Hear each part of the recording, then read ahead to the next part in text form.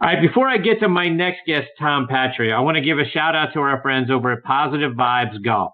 Check them out online at positivevibesgolf.com and give them a follow on Twitter at PVibesGolf. Their head covers and putter covers are a very unique way to keep your mind focused on positive thoughts. They're a great on-course training aid for me. I tell you what, keeps your mind in a positive way and puts those positive images. You got to see the putter covers and you got to see the head covers. Put those positive images in your mind. So every time you walk back to the bag, you feel a little bit better, got a little smile on your face. You're going to even play better. Now, right now, they've got an auction going on for a beautiful custom-made Bradley putter with the proceeds going to help folks devastated by the recent flooding over in Spain. So please go check out that auction and bid on it so that folks can, they can get those proceeds over to the folks that need it. Again, check it out online, positivevibesgolf.com, and on their Twitter page at PVibesGolf. I want to welcome our newest sponsor, 2 Under Men's Performance Briefs, the unofficial underwear of the PGA Tour. Worn by PGA Tour players like Ricky Fowler, David Toms, Jerry Kelly, William McGirt, Jason Kokrak, and Matt Everett, to name just a few. Your buddies are going to think you're a stud if they're even seeing you in your underwear, but that's another story. And your girlfriend and her wife is going to love the side effects, a visibly enhanced profile. Their Joey Pouch technology provides the ultimate male asset management. It separates a man's most valuable assets from bodily contact to reduce unwanted skin-on-skin contact, providing less chafing, more control, and an altogether more luxurious feel. Start every round 2 under by wearing the coolest performance briefs on the market. Use code ONTHET20 to save 20% off your order at 2under.com. And that's the number 2, UNDR.com. All right, now back with me here on the French Lick Resort guest line is our resident director of golf, Tom Patri. Tom is a Golf Tips Magazine top 25 instructor. Served this summer as the director of instruction at the Hawthorns Golf and Country Club up in Fishers, Indiana. Shortly, he's going to be heading back down to Naples, Florida for his winter residency down there. You can visit him at the Esplanade Golf and Country Club. Start signing up now, folks. So look, you can get golf lessons from TP, and you can sign up for them by going on his website, tompatri.com, P-A-T-R-I, tompatri.com. Also sign up for his newsletter while you're on there as well. And it's always a privilege to have him here as part of the show. Hey, TP, how are you, my friend? Christopher, my boy, good evening. Good evening. How are you, my friend? You doing all right? I'm doing good. Now, let me say something. How cool is Dr. Jones? Is he like the coolest guy in the whole world? Yes. I love Doc. He is awesome. Absolutely spectacular. Yes, he is. He's awesome. I love listening to him. I've only had the privilege of meeting him one time in person. But, Chris, I follow him on all the social media pages he's on, and he's such a positive, uplifting, just a great influence. What a class act he is. Yeah, I couldn't agree with that more, my friend. So, Tom, I want to start off. I got a couple of different directions I want to go with you tonight. And you and I have talked about the new young guns coming out on tour with the Matthew Wolfs and the Colin Morikawas, coming out and making an immediate impact. Both have gotten wins since they joined the PGA Tour. And now last weekend, 20-year-old Joaquin Niemann, and you talked about Joaquin a couple of months ago when you were on the show. And not only does he win this past weekend at the Greenbrier, but he does so by 6 strokes, Tom. Guy's fearless out there. Talk about these new young guns and what the expectation, because these guys look like they could win multiple times in the next year. Well, I first of all, Chris, I think the word rookie is no longer a relevant term, because by the time we see these people on the PGA Tour, the people who don't follow golf closely enough, like maybe you and I do, and some people do, they just are occasional tuner-inners, are missing the fact that these guys have been seasoned by very, very high-level college programs, very, very high-level amateur events during the summers, and have paid their dues already on the Korn Ferry Tour. So by the time that the average Joe watches them playing the PGA Tour, these guys are very well seasoned and very hungry and very well trained, and they are absolutely fearless because they've already been through the wars, working their way to the PGA Tour. These guys are not rookies anymore. So their performance, I don't think, surprises anybody that they're playing against on tour. The older guys, those older guys know they're coming, know who they are, know well in advance how talented they are, But Joaquin put on a hell of a show on Sunday, shooting 64 the last round and just kind of pulling away and lapping the field. But, Morikawa and Matt Wolff and Victor Hovland and, you can go on. There's 5 or 6 others that are just, we're going to really enjoy golf the next 15 years. It's going to be awesome. So, Tom, as we look at, the wraparound season and, that tournament this past weekend was the kickoff to the 2020 golf season. So I'm curious to get your thoughts. Right? We know a lot of the big names, the Rorys and the Ricky Fowlers and the Justin Thomases, Brooks Koepka, et cetera, are probably not going to be playing an awful lot between now and the end of the calendar year. Typically, those guys pick it back up in January. But your thoughts, is this still compelling golf on the PGA Tour? Are you going to be paying attention to who wins week in and week out, or is it time to, by the way, this guy won, that guy won, I'll pick this thing back up in January? Yeah, well, I guess that's a loaded question with me, Chris, and you're teeing me up for the slaughter here. But I watch golf every week. I watch golf being played overseas every week. Like it's being played at Wentworth in England this season, right? I mean, this week right now on the European Tour. I watched the Solheim Cup just ended. I watch PGA Tour events. So I watch, but I'm a golf professional. It's my life. Competing at one time was part of my life. So I am interested, but do I think it's overdone? I do. Do I think that the wraparound season is relevant? No, I don't. Do I think these guys need a rest? Yes, I do. And do I think the PGA Tour has gotten a little too money hungry? Yes, I do. So I don't think it's a healthy place for these guys right now. I think you're burning the candle at both ends right now. But yes, I do watch it, but no, I don't agree with it. So to that point, Tom, you talked about rest. Because it would seem like, if the guys just kept on playing, right? If they were going to play in, these events in the back end of the season, or what is now actually the front end of the season, which is crazy. But your bodies are going to start breaking down, are they not? I mean, you can't play that much golf, can you? Well, Chris, look at the injuries we've seen, right? We've seen elbows, we've seen wrists, we've seen knees, we've seen backs, we've seen necks. We've seen more of all of those than we've ever seen before. So I guess that speaks for itself. I don't think anybody has to prove that to anybody. I mean, I think these guys are hitting too many golf shots or on too many planes, trains, and automobiles. They're just constantly going and constantly pushing themselves because it's so competitive out there. I think we're really hurting the athlete. I think we're shortening their careers. I think we're putting them at more risk for injury and more risk for serious injury. I think the facts speak for themselves. So to that point, Tom, I mean, we've seen Tiger go through the myriad of injuries, the knees and obviously the back and the things that he's had to deal with over the course of time. Is the PGA Tour going to have to wait until we get to, Brooks and these guys getting to 40 years old, 35 years old, and then start to see, we got the shoulder surgeries, to your point. We got the back surgery.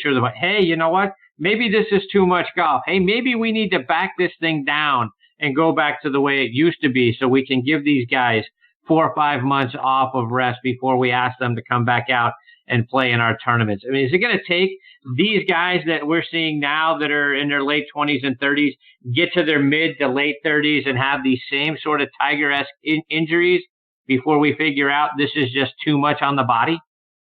No, I don't think the PGA Tour is going to do a thing about it, Chris, at all. I really don't. I think the big machine is going to keep on moving. I think the onus and the responsibility is going to fall on the individual player to be extremely careful about their scheduling, to make sure they're 4 on and 2 off, or 3 on and 2 off, and that they have to rest and they can't play 35 events. They can't play 27 events, and so what that does is when they do have to perform and do have to get on the stage, they've got to be ready to go and put their foot on the gas. It's going to get more and more competitive and more hyper competitive, and you are going to have guys that push it too hard and they're going to get hurt. But the PGA Tour is not going to back off. That's a business. It's like the NFL. It's like the NBA. It's like Major League Baseball. It's like, we're looking at pitch counts now and things like that in baseball that we never really heard of 15 years ago, pitch counts or things like that. And We're looking at, people what about football this last week? How many quarterbacks went down this last week? I mean, I think we're pushing all these athletes a little too hard, and too often. And when you think about the NFL, thinking about adding 2 games to their schedule, that's insane. I mean, we're going in the wrong direction here on those things. TP, I want to switch it up a little bit and get some playing lessons from you. And I saw a tip that you posted over the last week about grip and using your hands. Since our hands are the only connection we have, to the golf club, what's the proper use of our hands during the swing? Well, let's see, Chris. We shave with our hands. We dial a phone with our hands. We brush our teeth with our hands. We feed ourselves with our hands. We open a doorknob with our hands. We steer the car with our hands. We tie our shoes with our hands. It seems to me that our hands are pretty well educated, that they're pretty much able to do whatever we want it to do. So if you don't think the hands have a role in squaring the club face up, then you and I are not on the same page. And I'm gonna get holy hell from this from everybody in the community that teaches, body, the big muscles. And listen, I definitely think the big muscles have a huge role in power and creating power. But I think the hands are kind of like the steering wheel of the car. They direct the club face as a primary influence. And I was very fortunate in my career, really fortunate in my career, to spend time with Mr. Bob Toski and a man named Mr. Jim Flick. And they came from a different generation, and it was a pre-TrackMan, pre-video generation. And they had a real love affair with the hands in a golf swing and what the influence was of the hands. So, listen, I definitely think that the big muscles have a role in creating power and have a role, but I think the hands also have a role in the golf swing. And I've always been somebody that taught, in part of my teaching was hands-based and understanding the role of the hands as it influenced the club face and the arrival of the impact point. So, and you're not going to change me from believing that. No matter what you tell me or do with me, it's not going to change. Now, I have to admit, some of my peers will laugh right now. I recently purchased a TrackMan. The dinosaur actually bought a TrackMan, and he's really and he's going to also admit that after fighting it for a long time, he's really enjoying it. But I think the dinosaur is also using the TrackMan a little differently than a lot of people are using it. He uses it sparingly. He uses it very conservatively. He gets certain numbers from it that he wants to understand and convey to the student, and then he puts it away. It's not on 24/7, 365. We don't look at every swing we make during an hour golf lesson with the TrackMan on, and we don't stare at the screen. We get a few numbers, we quantify what we're trying to do, and we move on. So, I've always been a video guy, so I'm combining my video that's been with me for a better part of 30 years with some TrackMan numbers and with my eye and with my experience. And I think blending those 4 things together makes me pretty good at what I do. But yeah, I think the hands have a huge role in the golf swing, Chris. I mean, I played 18 hole. I had an 18 hole playing lesson this afternoon, and I made, first time in a long time, I made 18 straight pars. And I had a lot of birdie putts that I didn't make, and I felt my hands felt terrible on the putter. They didn't feel good on the putter, and I never got comfortable with them on the putter. So consequently, I didn't hole any putts. And 2 days ago, I hit it half as good as I hit it tonight. I mean, didn't even hit near as good as I hit it tonight. And the putter felt great in my hands, and I made 6 birdies. So tell me if the hands didn't make the difference in my round tonight. I'd have to say that they probably did. And Tom, I think where a lot of us go wrong, and I really want to get your thought on this, is when we're at address, particularly on the tee, but anywhere really on a golf course. When we're at address, I think the first move we often make is taking the hands away from the golf ball. And I'm curious to get your thought as the very first move. Should it be with our hands moving? Should it be with our lead shoulder moving? How are you taking on the takeaway on our backswing? What's our first move? Well, I got to give you a lot of credit here, Chris. You're trying to back me into a corner. I love that about you. That's wonderful. So I won't take the bait. I'll take care of you, and I'm going to rope and tie you right now. No, I don't think the hands start the backswing. I do not think the hands start. I think it's called a backswing because those big muscles in your back have a primary role in starting the car down the road. the back turns, the arms swing, and the hands and wrists eventually set. So we have a turn, we have a swing, and we have a set. We have a blended action between those three groups and putting the club in motion. And you didn't get me on that one. So good try, but it's not going to happen. I wasn't trying to get you on it because I tell you what, I think I'm as guilty as any weekend hacker. That my first move is typically with my hands. I take the hands and then the shoulders sort of follow with them. And that's a great point, Chris. And it's one of the things I say to people. Anytime you put the club in motion or move the shaft away from the golf ball, you've got to support the swinging of the golf club with a turning body. So again, I think everybody has a role in this endeavor. My shoulders and my torso and my back muscles have a role. My arms have a role, and my hands and wrists have a role in making this train roll smoothly down the tracks. So no, I don't think the hands start the backswing, but I think they participate in the backswing in their area, and so do the back muscles and so do the arm swing. So I think it's a blended action at that point. I teach hands mostly in terms of club face impact point, and that the club face is going to be influenced in impact. And if you're really talented with your hands, and I think certainly people like Tiger in his career, or especially early, 02, 03, 04, was very gifted in manipulating the face of the club and doing things with the club to make the ball do different things. We saw some incredible golf shots hit around trees and over trees and over bunkers and, with short shots especially. The guy had an incredible pair of hands, but yet used his big muscles very well too. So I think you have to understand the role and how you move these things together. So, and this is, my apologies, folks, because I'm getting a golf lesson here as we speak, because I'm thinking of my own golf swing, Tom. So, should my hands not move until I get to what? One of the finest swings on the planet, I might say too. Is my first movement with my hands supposed? What's that? No, go ahead. Finish your question. I'm sorry. No, that's all right. I mean, I'm thinking through my golf swing. Is the first time my hands get involved when I get to the part of my backswing where I got the wrist cock and I'm, sort of trying to get the club as close to parallel as a 54-year-old can get the club to parallel? Because am I keeping that triangle pure? Well, let me ask you a question. If you look at, I won't ask a question. I'll make a statement.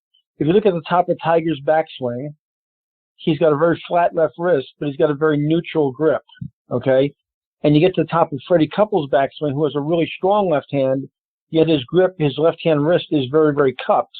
So I think you have to understand the combination and role of how do I grip the club, and then what position do I put it on the top, based on what kind of flight am I trying to make happen. Am I trying to hit a high cut?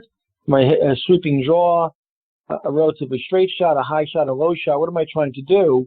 And it's a combination at the top of, how are my hands on the club to start out with? And then what do I do at the top of my backswing in terms of, is my left wrist flat? Is it cupped? Is it convex like a Dustin Johnson? And what does that cause to happen? How does that influence the face of the club? So, Freddie grips the club really, really strong with his left hand, but gets really cupped at the top, which causes him to have a slightly open club face. And then he releases as hard as he wants, but it never goes left. He hits a cut. So that's almost like savant genius type stuff. I mean, you don't teach that. That's almost Freakosaurus type stuff.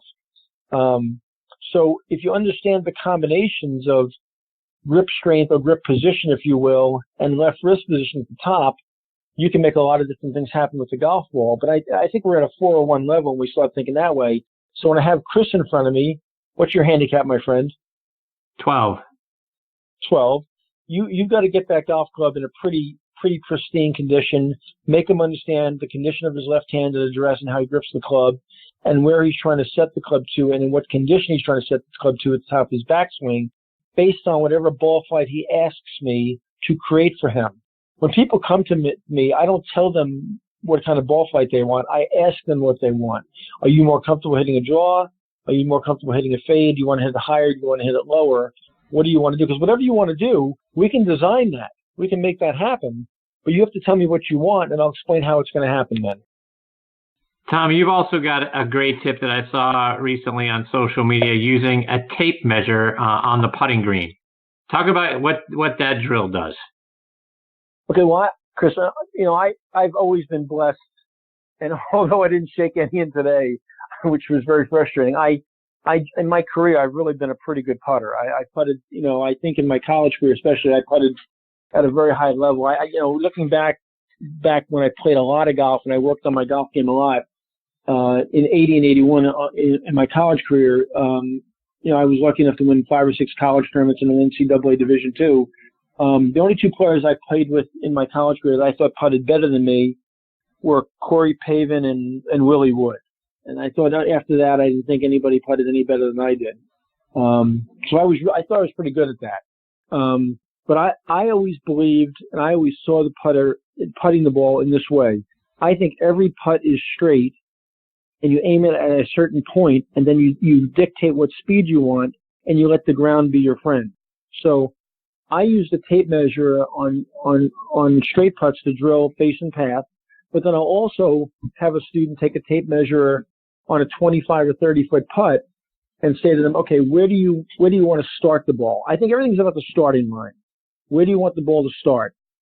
And they say, well, I want to start at 4 balls to the right. So I'll lay the tape measure down from where they're standing to a point 4 balls right of the pin or right of the hole. And I'll say to them, okay, your job is to hit a straight putt and let it run out of speed at some juncture to make it then break into the hole.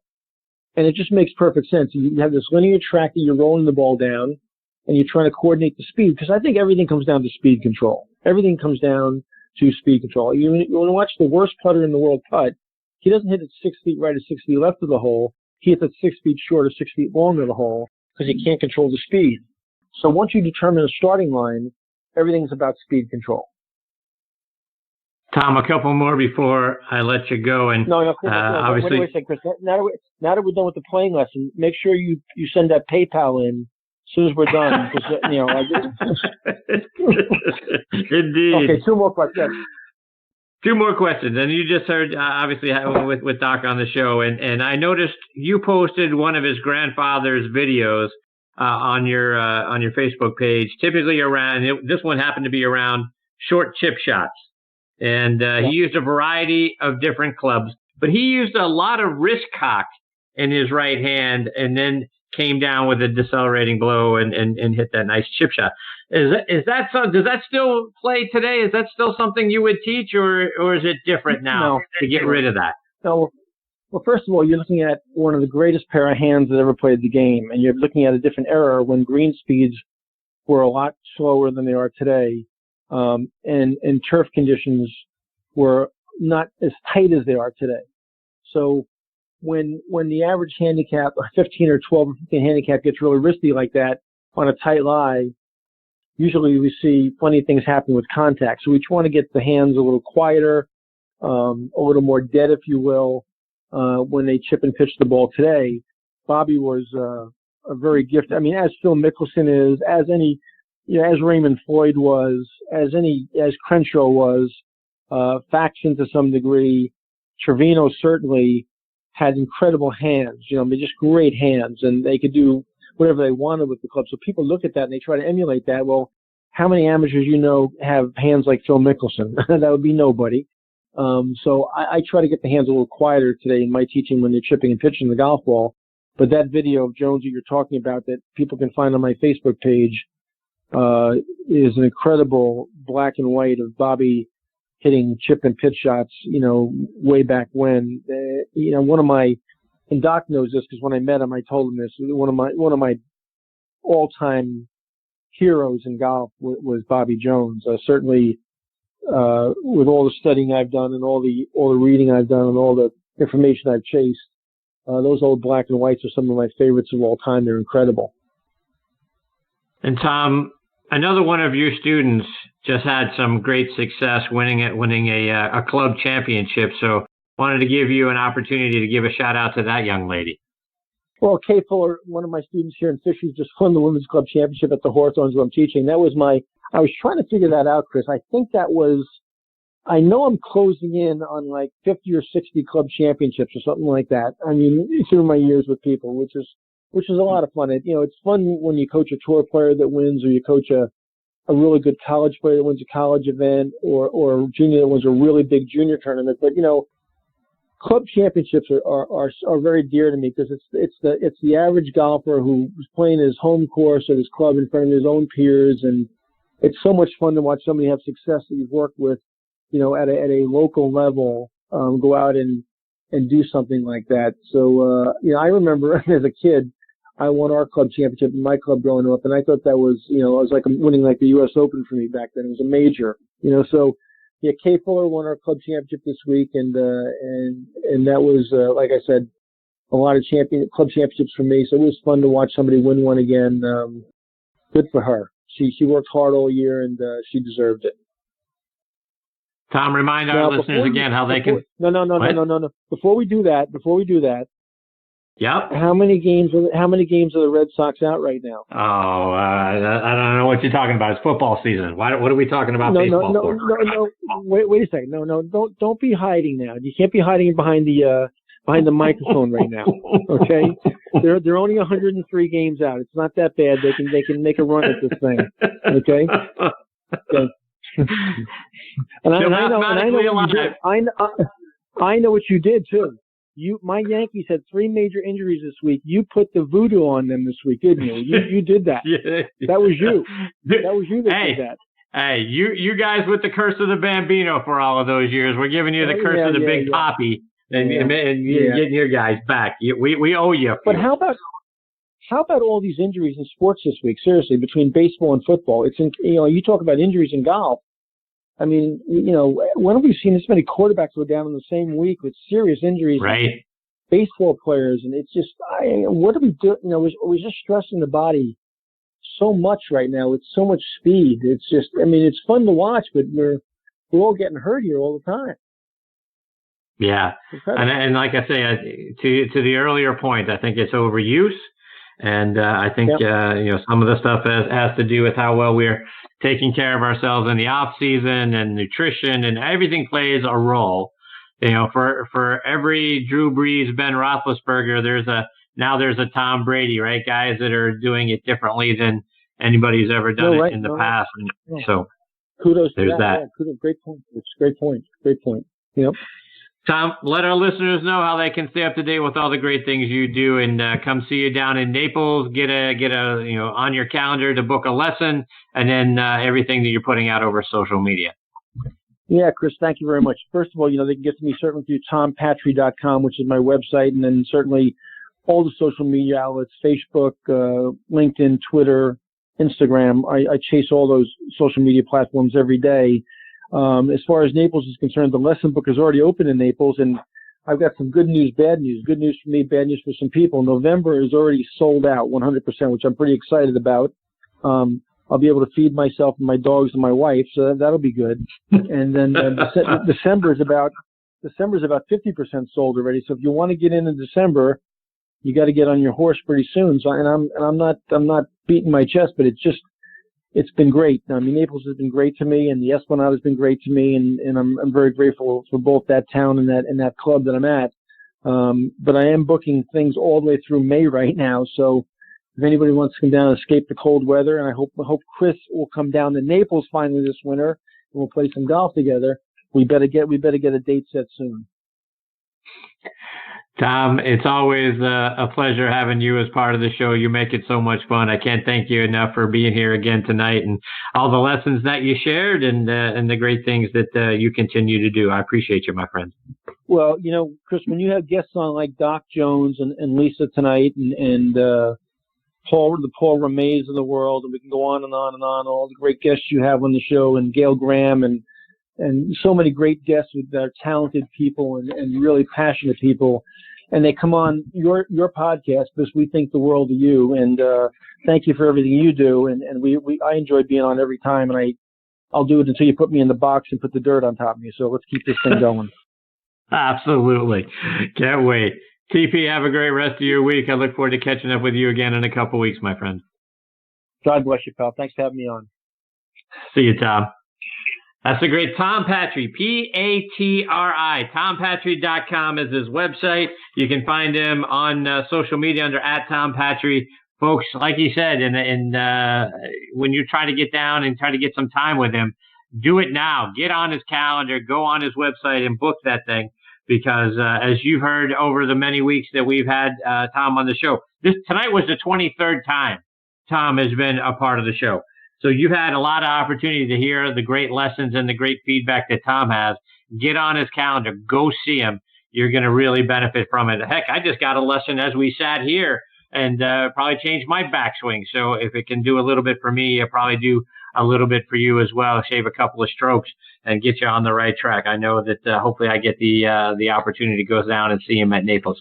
Tom is absolutely a 10 times better person than he is a teacher. And you've heard what a great teacher he is. All right, folks, time for me to put a bow on this edition of Next on the Tee. Want to send out my thanks again tonight. Lisa Blueswick, Dr. Bob Jones, and Tom Patri for joining me. Please check out our website, nextonthetee.net, to check out our guest schedule, see who we've got coming on the show so you can check us out, and hopefully that's on a weekly basis.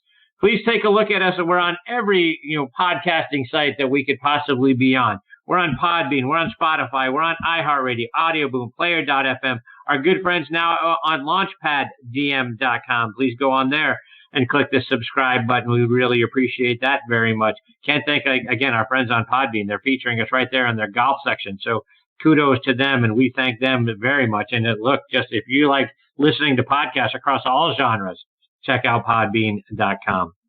Please check out our Facebook page as well. So if you go on our website and you look and see who our guests are going to be, and you think to yourself, you know what, I would always love to have asked this person this question, or maybe it's an instructor that you want to be able to say, hey, look, I'm struggling with X and such. Can you get their feedback for me? I'll get the question on the air for you and be glad to send it out to you. So please check us out on our Facebook page as well and give us a comment. That way you can get your question to us. We're glad to help you any way we can. Folks, we can't thank you enough for continuing to listen to this show and making us a weekly part of your golfing content. Until next week, hit 'em straight, my friends.